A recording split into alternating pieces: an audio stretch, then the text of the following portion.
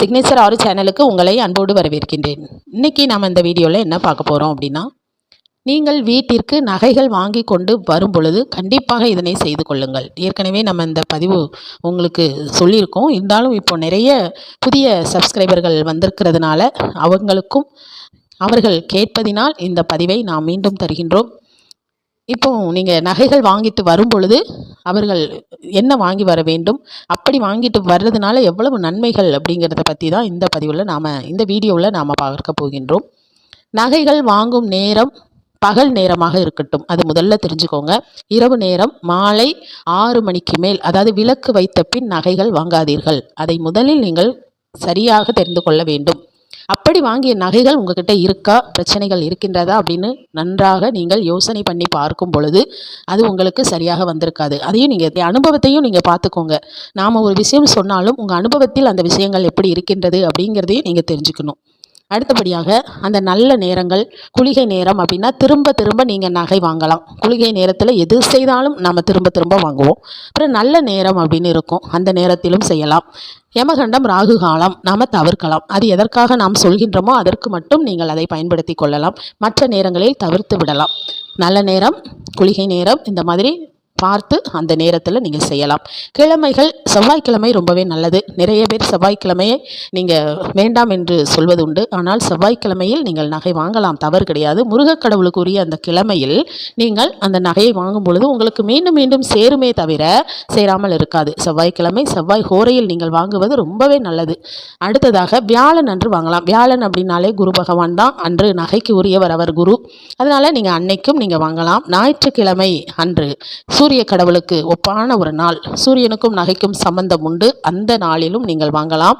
அடுத்து திங்கட்கிழமையும் நீங்கள் வாங்கலாம், புதன்கிழமையிலும் வாங்கலாம். இதில் நம்ம தவிர்க்க வேண்டிய கிழமை சனிக்கிழமை, தவிர்க்க வேண்டிய நாள். சில பேருக்கு ஞாயிற்றுக்கிழமையும் சரியாக இல்லை என்றால் தவிர்த்து விடலாம்.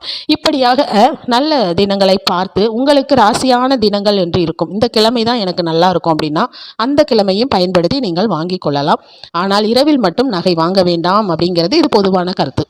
சரி, இப்போ நகை நீங்கள் வாங்கும் பொழுது என்ன செய்யணும் அப்படின்னா, அங்கே கடைக்காரங்க கிட்ட நீங்கள் வாங்கிட்டு வீட்டுக்கு வரும் பொழுது சிறியதாக ஒரு கண்ணாடி வாங்கிக்கோங்க.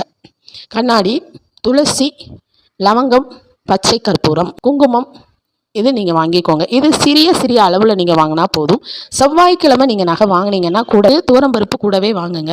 வியாழக்கிழமை வாங்கும்போது மூக்கடலையும் கொஞ்சம் வாங்கிட்டு வந்துடுங்க. அதாவது கொண்டைக்கடலை, மூக்கடலை என்று சொல்வார்கள், அதையும் நீங்கள் வாங்கிக்கலாம். திங்கட்கிழமை வாங்கினீங்கன்னா கொஞ்சமாக அரிசி கூடவே வாங்கி கொண்டு வரலாம். புதன்கிழமை வாங்கணுன்னா பச்சை பயிறு கொஞ்சம் வாங்கிட்டு வரலாம். பச்சை பயிறு, பச்சை துளசி, பச்சை கற்பூரம், ஒரு சிறிய அளவில் கண்ணாடி, லவங்கம், இதெல்லாம் நீங்கள் வாங்கி கொண்டு வரலாம். நகை வாங்கிட்டு வீட்டுக்கு வரும் பொழுது இதனையெல்லாம் வாங்கிட்டு வரலாம். அந்தந்த கிழமைக்கு நம்ம சொல்லியிருக்கோம். இப்போ திங்கட்கிழமைக்கு சொல்லியிருக்கோம், செவ்வாய்க்கு சொல்லியிருக்கோம், புதனுக்கு சொல்லியிருக்கோம், வியாழனுக்கும் சொல்லியிருக்கோம். அப்போ நீங்கள் மற்ற கிழமையில் வாங்கிட்டு வரும் பொழுது இந்த கிழமைகள் ரொம்ப முக்கியம். இந்த கிழமையில் நீங்கள் வாங்கி கொள்ளலாம். இந்த கிழமைகளில் அமாவாசை வந்தால் அன்று வாங்க வேண்டாம். உங்களுக்கு சந்திராஷ்டம நாள்கள் வந்தாலும் நீங்கள் வாங்க வேண்டாம். அதனையும் நீங்கள் பார்த்து கொள்ள வேண்டும். சரி, இப்போ நீங்கள் வாங்கிட்டு வந்து அந்த கண்ணாடியை நன்றாக துடைத்து, அந்த நகைகளை நன்றாக கழுவி துடைத்து, நீங்கள் கடையிலேருந்து புதிதாக நகைகள் வாங்கிட்டு வந்தாலும் அதை உடனடியாக நீங்கள் கழுவ வேண்டும்.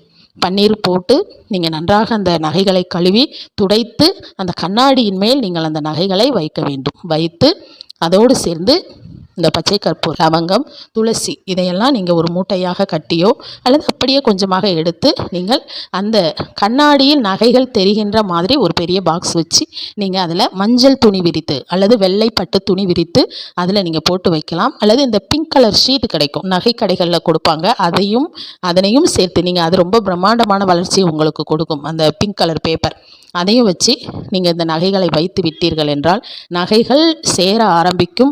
அவ்வளவு சீக்கிரத்தில் அடமானத்துக்கு போகாது. போனாலும் நீங்கள் மீட்டு கொள்ளலாம், அந்த அளவுக்கு தான் இருக்கும்.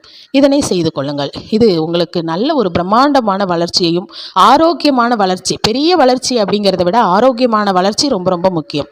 ஒரு நல்ல வகைகளுக்காக நீங்கள் நகையை அடமானம் வைக்கும் நிலைமை ஏற்படுமே தவிர மற்றபடி உங்களுக்கு அனாவசியமாக வைக்கும் தருணங்கள் ஏற்படாது.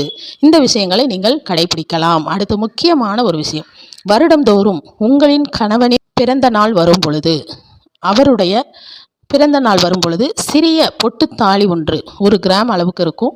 அதை வாங்கி அம்மனுக்கு நீங்கள் செலுத்தலாம். அது ரொம்ப ரொம்ப அபரீதமான வளர்ச்சியை உங்களுக்கு கொடுக்கும். கணவன் மனைவிக்குள் அந்யோன்யம் ஏற்படும், நல்லதொரு திருப்பங்கள் மாற்றங்கள் ஏற்படும். இதனை நீங்கள் வருடத்திற்கு ஒரு முறை இதனை செய்யலாம். அல்லது உங்களுடைய திருமண நாள் அன்று அல்லது பிறந்த நாள் அன்று அதனை நீங்கள் செய்யும் பொழுதும் உங்களுக்கு நகைகளும் பணம் பொருளாதார வளர்ச்சி நிறைய கூட ஆரம்பிக்கும். இதனையும் செய்து பாருங்கள்.